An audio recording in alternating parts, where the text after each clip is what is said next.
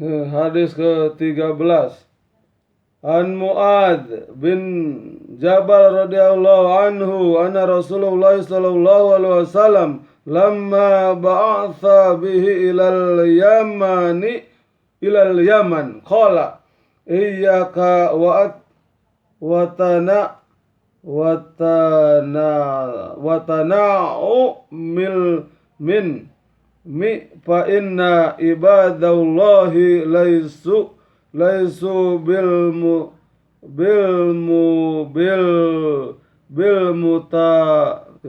mutana'imin. Dari Mu'adz bin Jabal radhiyallahu anhu bahwasanya ketika ia diutus oleh Rasulullah sallallahu alaihi wasallam ke Yaman, maka Rasulullah sallallahu alaihi wasallam bersabda, hindarilah dirimu dari bermewah-mewah, karena hamba-hamba Allah Subhanahu wa taala yang sesungguhnya itu bukanlah orang-orang yang menyukai kemewahan. Hadis riwayat Ahmad Miskat.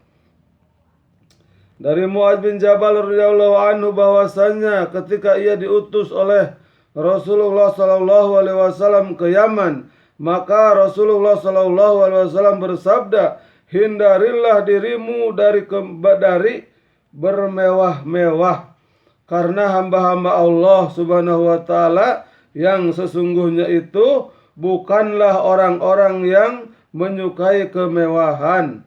Hadis riwayat Ahmad Miskat.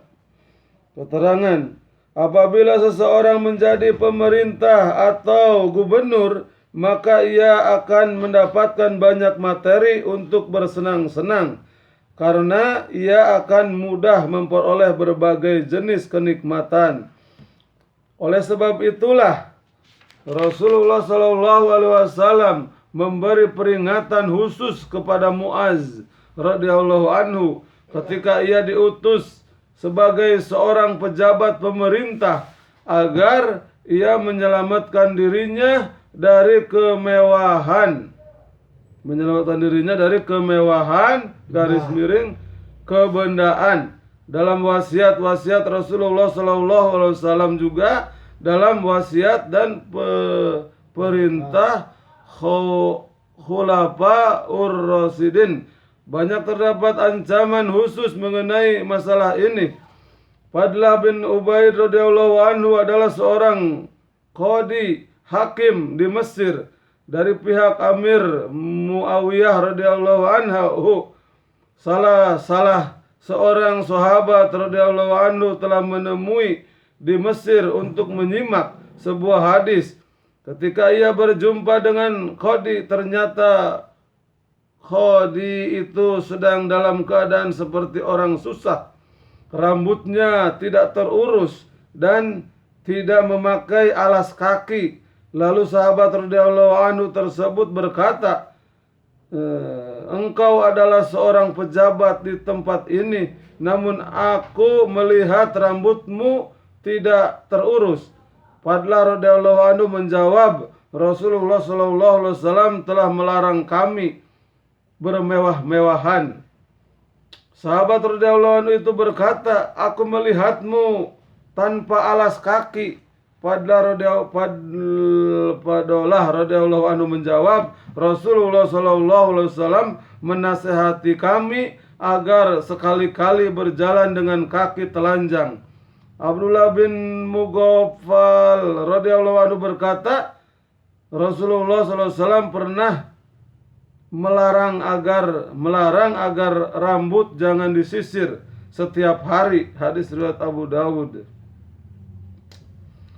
An Jubair bin Nufair mursala qala Rasulullah sallallahu alaihi wasallam ma uhiya ilayya an ajma'a al-mala wa akuna minat tajirin, walakin auhiya ilayya an sabih bihamdi rabbika wa kum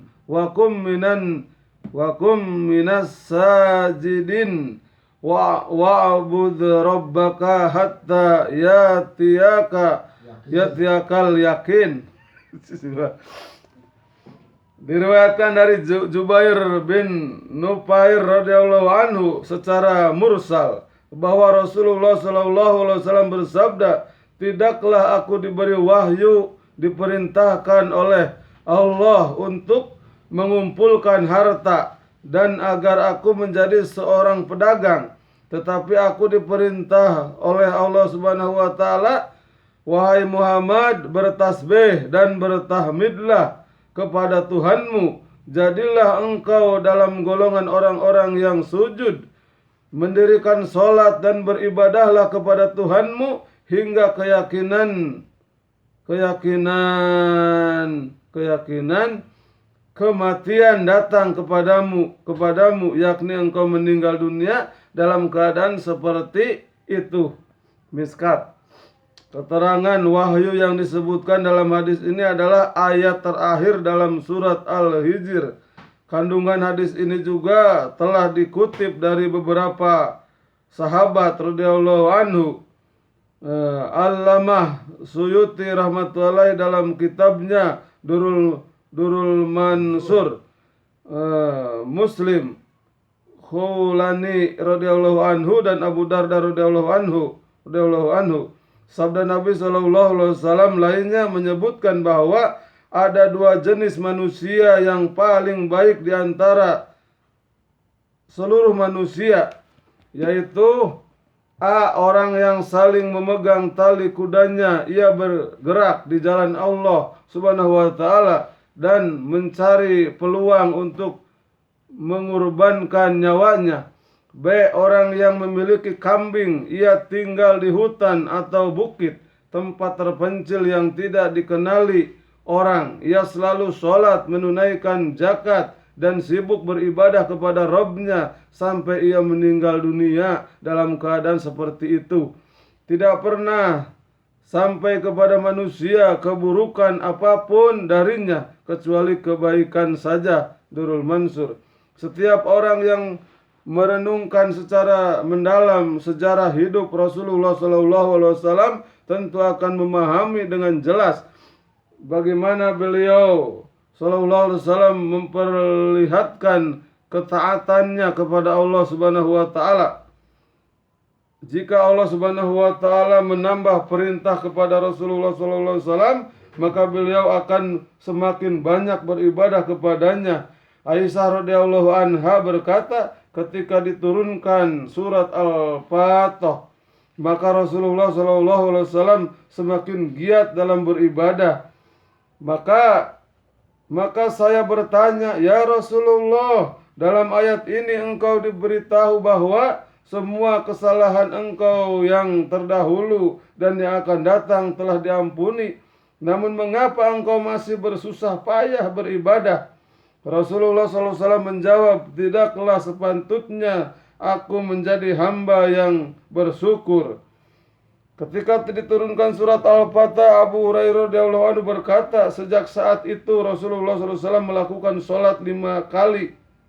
5 sholat lama sekali, sehingga kaki beliau yang mulia menjadi bengkak. Dan beliau memperbanyak ibadahnya sehingga tubuh beliau menjadi lemah dan kurus seperti tas kulit wadah air yang sudah usang. Apabila ditanya mengapa beliau berbuat demikian, beliau menjawab, "Tidaklah sepatutnya aku menjadi hamba yang bersyukur."